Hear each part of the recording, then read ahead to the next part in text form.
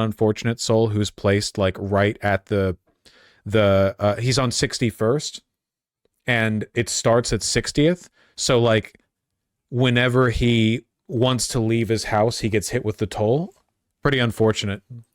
Starting today, the congestion pricing is going into effect. $9 each day that you pass 60th Street. And while I disagree with it for many reasons, for me in particular, it really hits home because I live right here on 61st Street in this building, and my car is right there, parked in front of my building. And if I want to turn around to go uptown to visit my kids who live on 79th Street, I have to pay $9 to go around the block. This money will go nowhere except the MTA's heads pockets. I don't care where the money goes. I care about reducing the number of drivers. That's what I care about.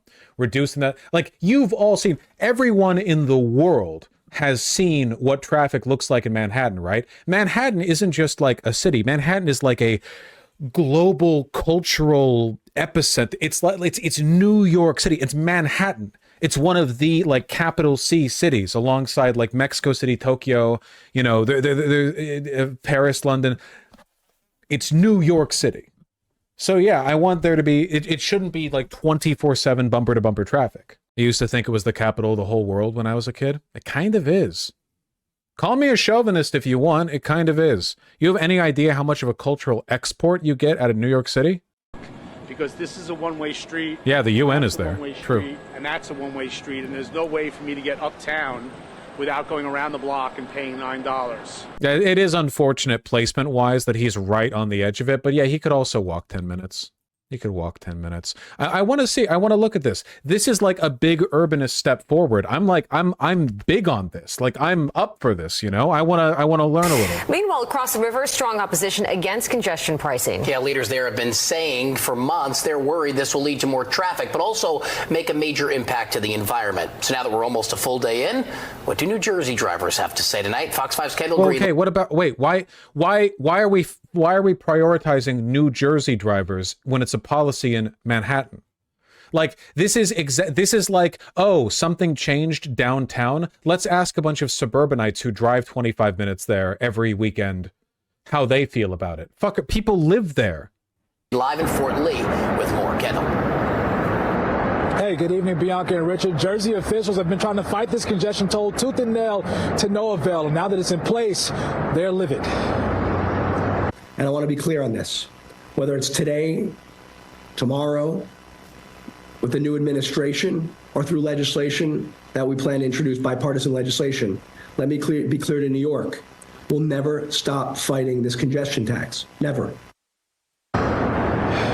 That was Jersey Congressman Josh Gottheimer, who during a press conference this afternoon labeled the toll that just took effect nothing but a cash grab by the MTA, who's discounting what it will now cost both commuters and the environment. He demanded a plan from the MTA to mitigate the effects of what he called the cancer-causing pollution that will be inflicted on Jersey residents, since traffic will be redirected by many trying to avoid that tax. Now, the congestion toll tax on the idea, the cynicism of like, oh, the reason we want to be able to drive our cars for free into Manhattan and clog up their roads is because we care about the environment, because the alternative would be for us to drive in our state. You.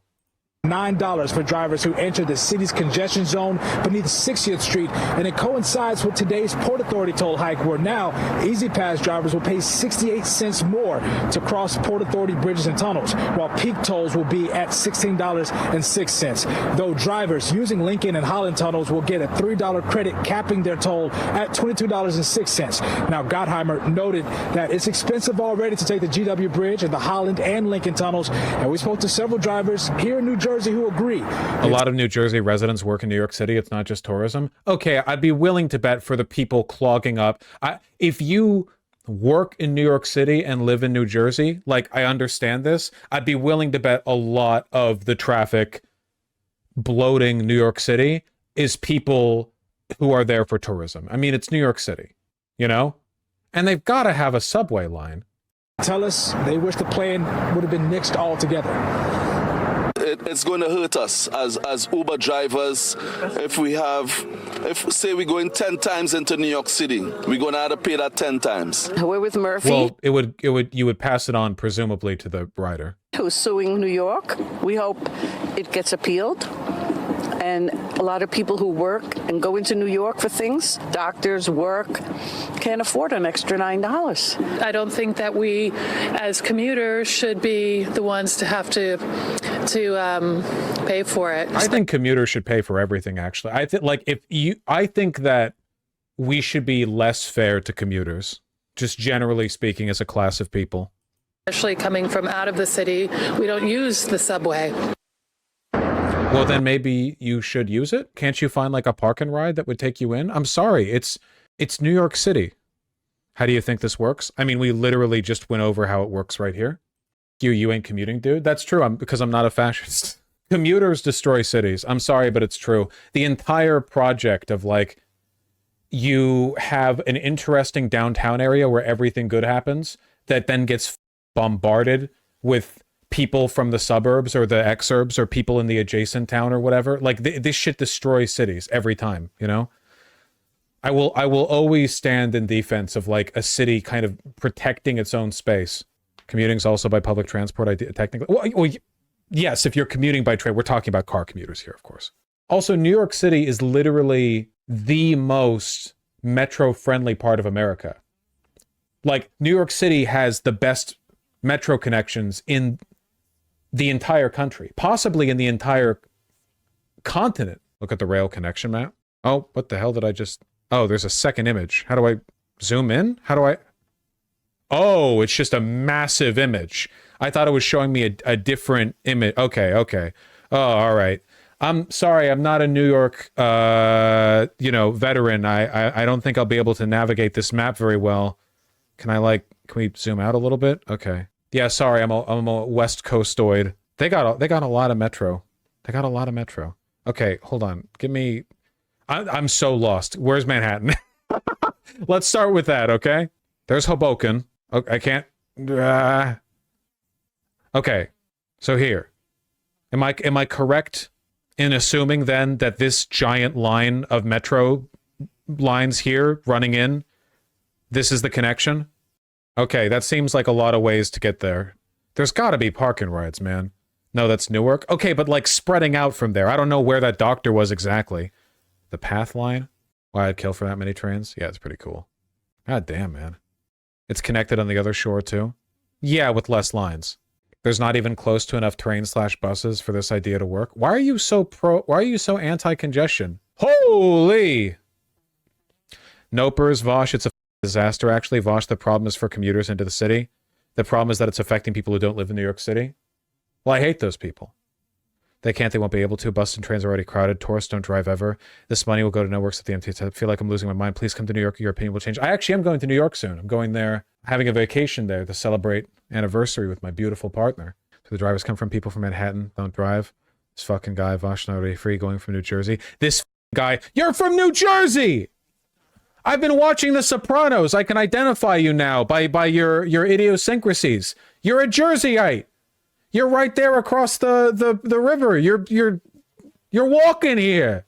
There's not even close to enough trains/buses for this idea to work right now. I guess I'm just okay with we'll see, won't we? If traffic goes down and the city continues to function, isn't that enough? Wouldn't that be the test? What if it turns out that just by cutting 1% of the people who go to New York City every day, you clear up the roads and make them usable? Wouldn't that be a good showing?